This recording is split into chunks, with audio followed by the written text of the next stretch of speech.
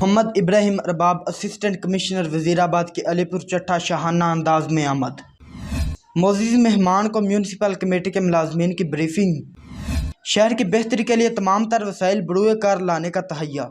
علی پور چٹھا کے تمام تر شعبہ زندگی سے تعلق رکھنے والے سٹیک ہولڈر سے مشاورت۔ شہر کو مثالی بنانے کی یقین دہانیاں۔ میڈیا کو بریفنگ میں بلند و بانگ دعووں کا اظہار۔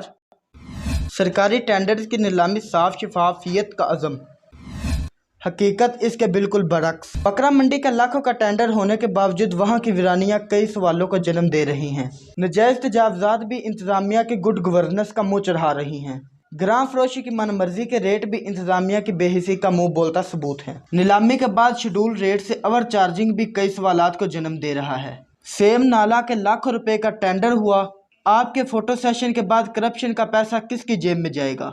کچھ عناصر لینڈ مافیا کی سرپرستی کرتے ہوئے آپ کے اداروں کے نام پر لاکھوں روپے بٹورنے کا انکشاف بھی ہوا ہے، جو آپ کے ادارے کے منہ پر تماچا ہے۔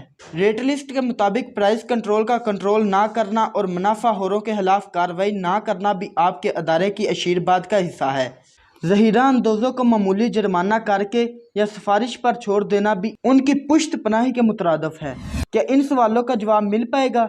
یا پرانی روایات کو برقرار رکھتے ہوئے اس طرح ہی غریب عوام کا استحصال کیا جائے گا؟